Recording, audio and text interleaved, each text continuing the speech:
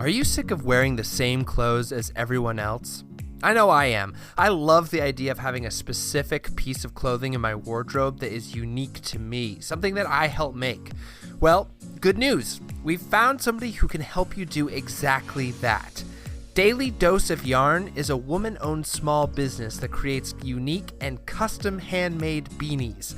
I immediately thought of ordering one with the name of my long-running D&D character on it, or maybe like an inside joke from our table, and she was super great and said that she would do any sort of custom orders along with everything that she had in her shop.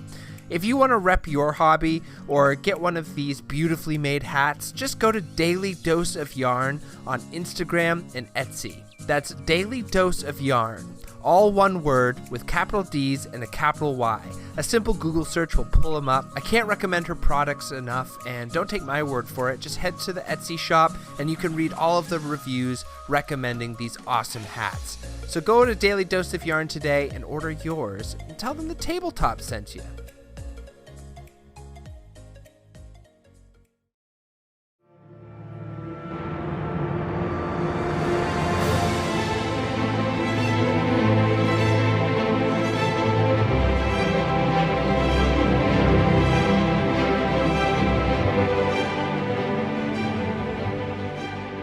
Everyone, welcome back to another episode of Tabletop. In this new segment in the bonus Tabletop universe, we are introducing Down by the Crossroads, a deep dive into warlocks and their patrons.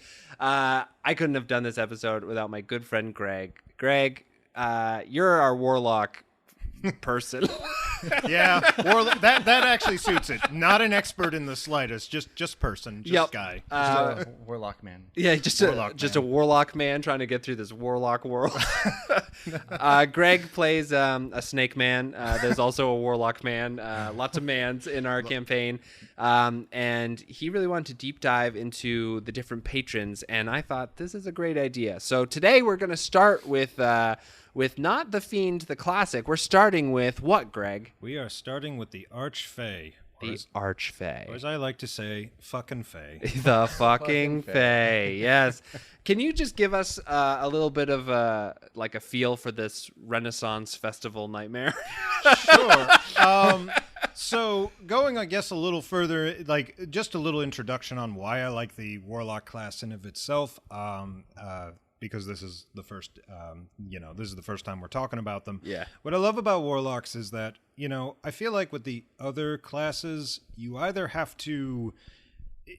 either gifted your powers or you are, or you earn it. So, like, if you're a wizard or you're a fighter or a rogue, you trained that shit. Like, you became, like, the best, gymnastic, skulker in the dark to become like what you needed to be. If you're a wizard, you went to like school and did all your stuff, fighter, training, blah, blah, blah.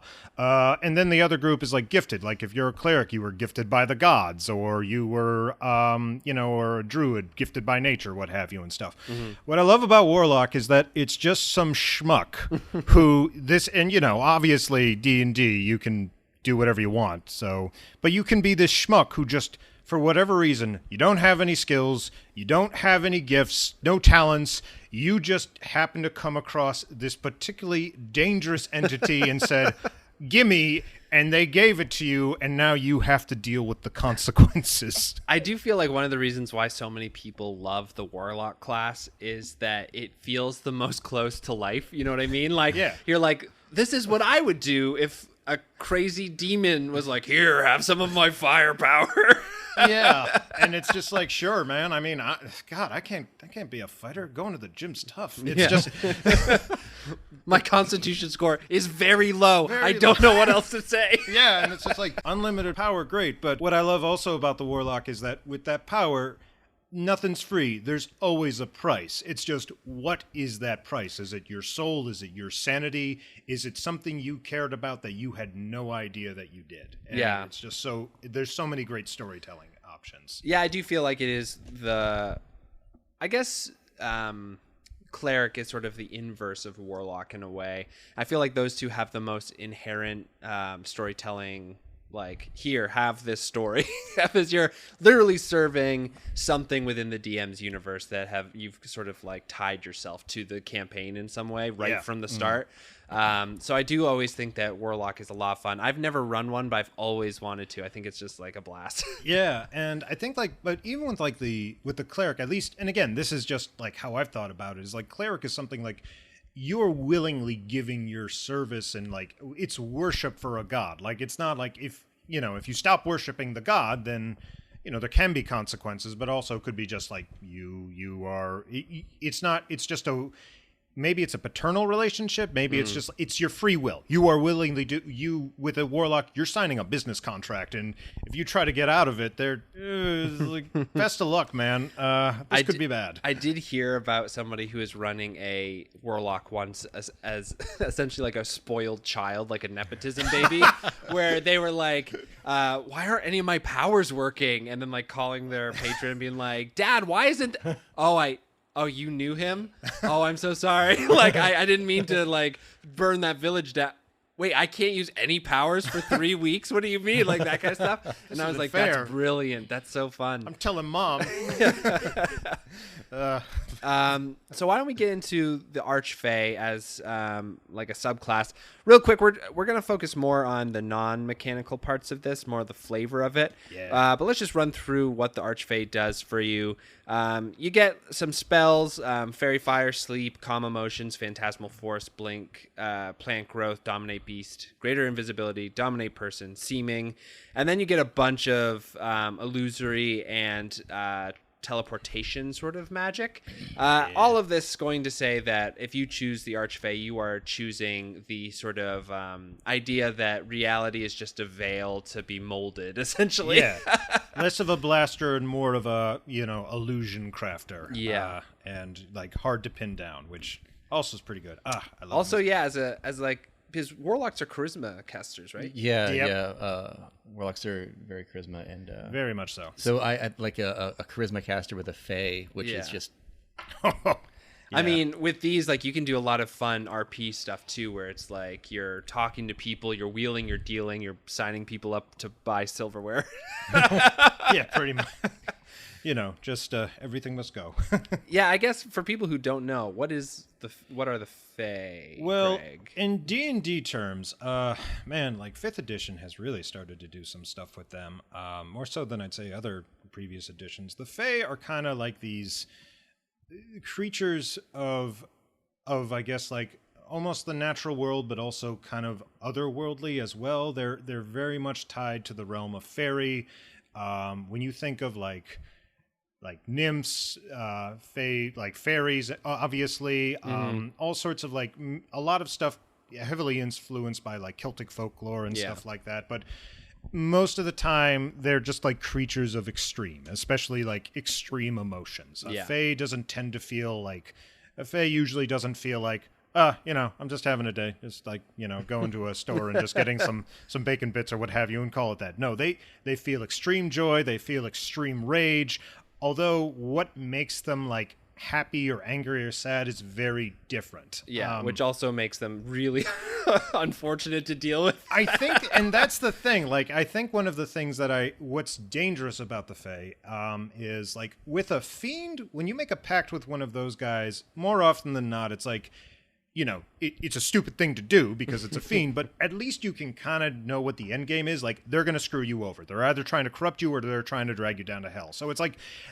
that's at least kind of like you can deal with that because you know what the end game is. Yeah. You really don't have any idea what can set a Fae off. Like, maybe our friend Shade actually had us like do a campaign.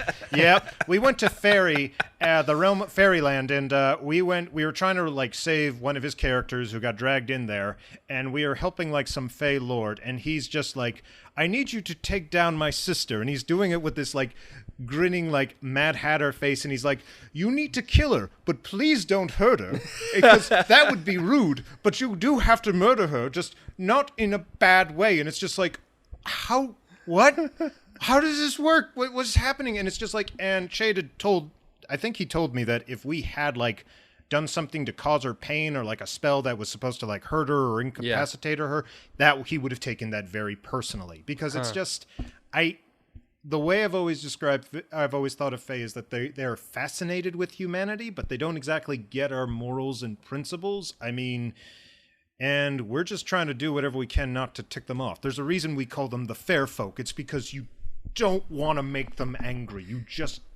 It's not a good idea. Yeah, the way that I've always kind of viewed them as sort of like funhouse mirrors, you know, where they appear to be humanoid.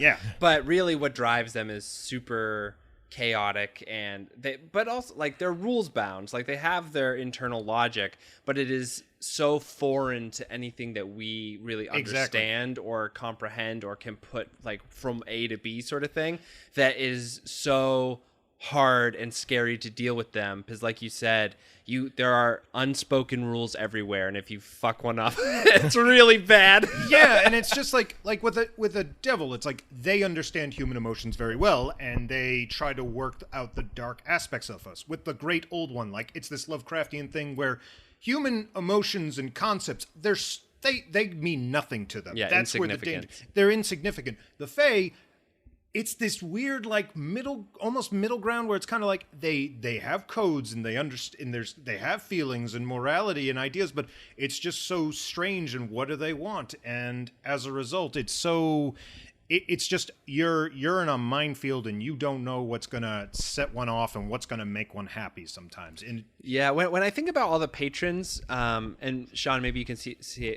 if you agree or not, but like when I think of all of them, the thing that makes each of them kind of scary is that all of them are sort of you can't reason with them. Yeah. Yeah, Like- they've got their whole... Yeah. They've got a motivation. They're giving you this power. It's in exchange for a different thing. Maybe if it's the great old one, they just don't even know that you're borrowing it. Yeah. They're like, what is this? You just kind of hope they don't find out. Yeah. But But yeah, the fiends, Fae- fiends are super like, hey, you can't try to squeal out of this one. Yeah, we made a we've got deal. your soul. Yeah, and that's- then with like the sea and stuff, it's just like sort of like this elemental force. But like you were saying with Fae, it just feels as though it's like, well, you don't know why they've... Yeah. Maybe they tell you. Maybe they change their mind. Maybe one day they just decide it's not worth their time anymore. Yeah. Maybe they're bored with you. Yeah. I think, and also, and what I also like about them too is that there is not it isn't necessarily personal. Like they might not even understand, or it's extremely It is personal. extremely personal. Or it's extremely either way, or you don't even know. Like maybe you asked one for a fork, and it's like, "What did you just say?" and just like tries to rip your throat out. But my wife and I were actually talking about like one of her favorite books. Jonathan Strange and Mr. Norrell. Oh, yeah. Yeah. That's a great And spoilers for like the first couple of chapters, but one of the characters finds out that this noble woman has died, and he is, he's going to be paid a lot of good money if he can like heal her. So he makes like a deal with this like Fey lord called the Gentleman with the Thistledown Hair. And he just, for those who love it, I'm sorry if I'm thinking of this the wrong way, but I remember it's like, from what I remember, like the gentleman is like, all right, so you want her back. I can do that. I'm gonna require like a third of her life. And he goes, and tell you what, I don't know how long you mortals live. I mean, mortality's never been a thing for me. So he's like, let's say, what does 90 sound reasonable? And he goes, and the sorcerer's like, yeah, 90 seems pretty reasonable. I mean, she'll live till 60, but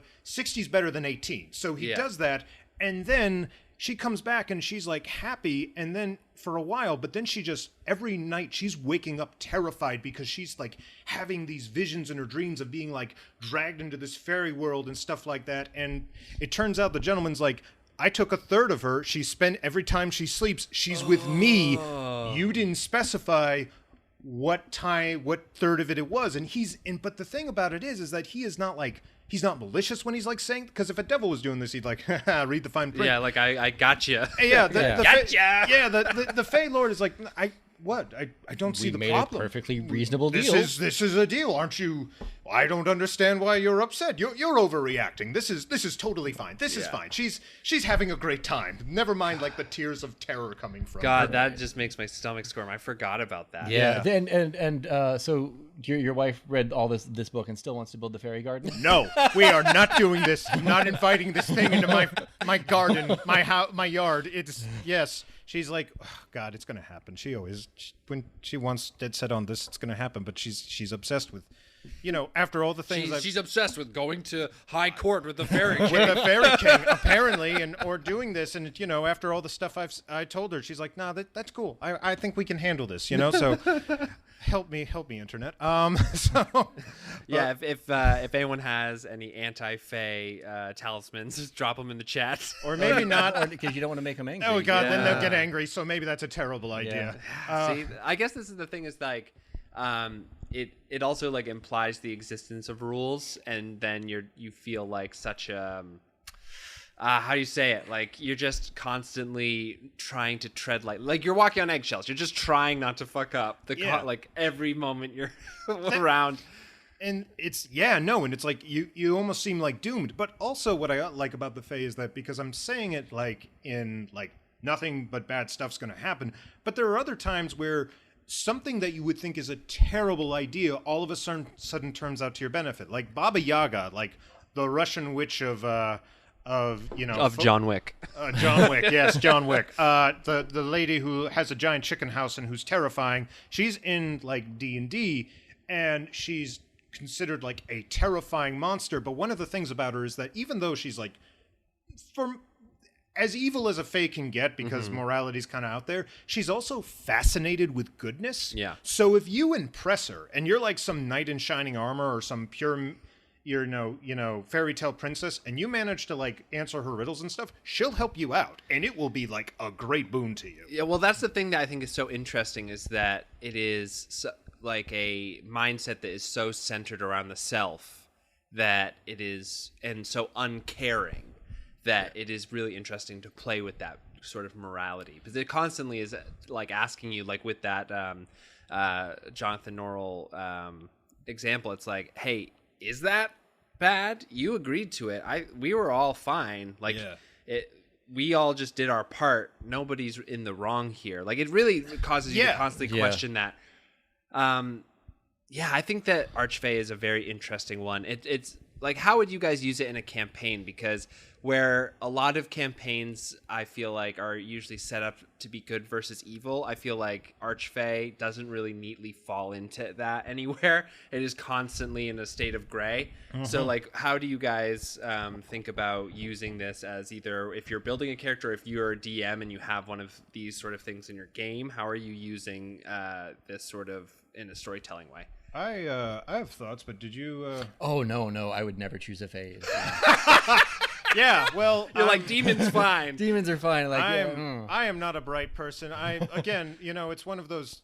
I love that Warlock's my favorite patron, because when I was a kid, I had to convince my parents that, no, D&D is not about deals with the devil.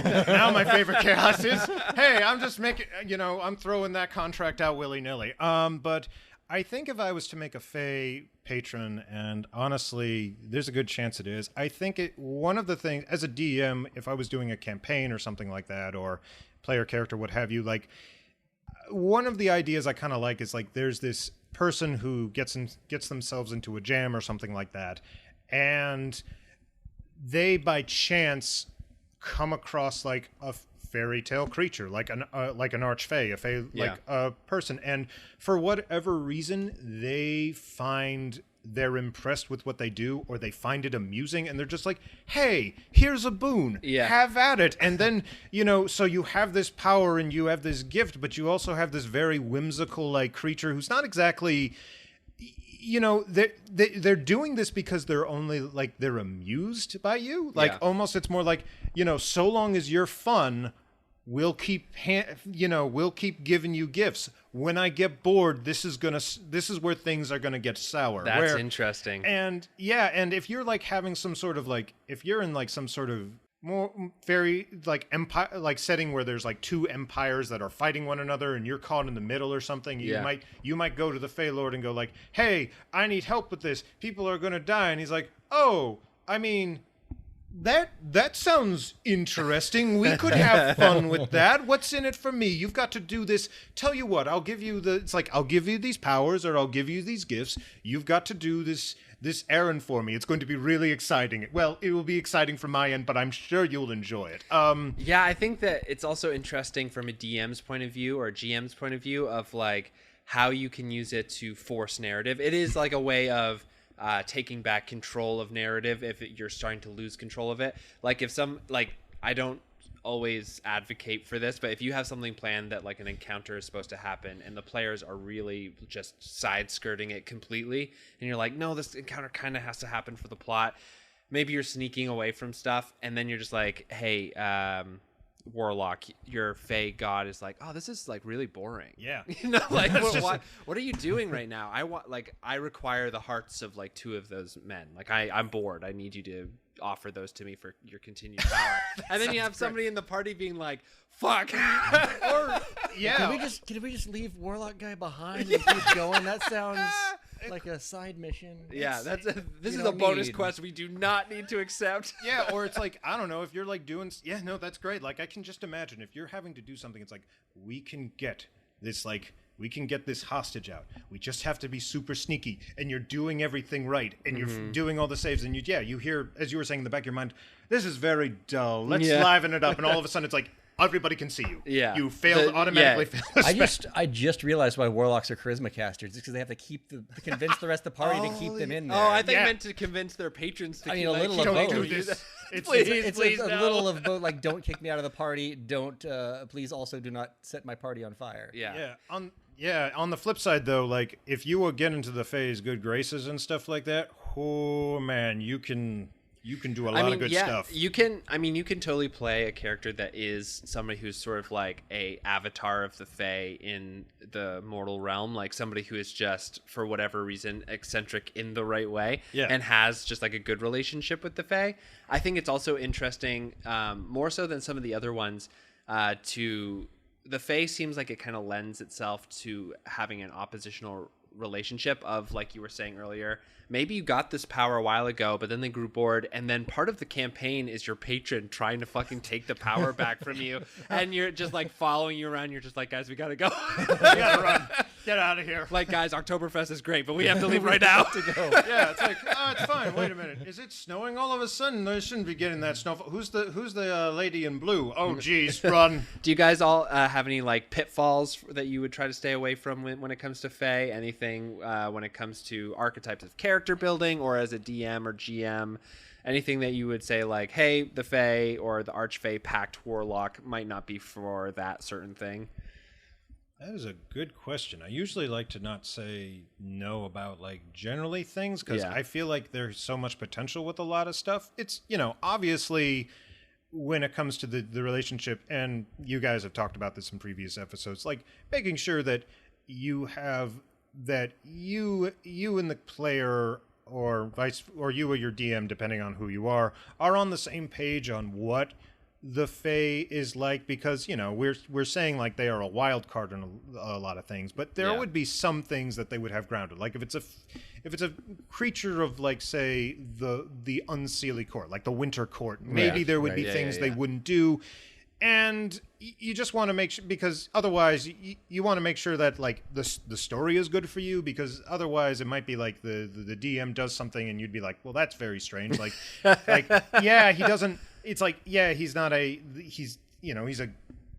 has like no concept of morality or mortality, but maybe he's not like a giggling sociopath. Like he has a code of conduct. Just try to figure out what that code of conduct is. Right.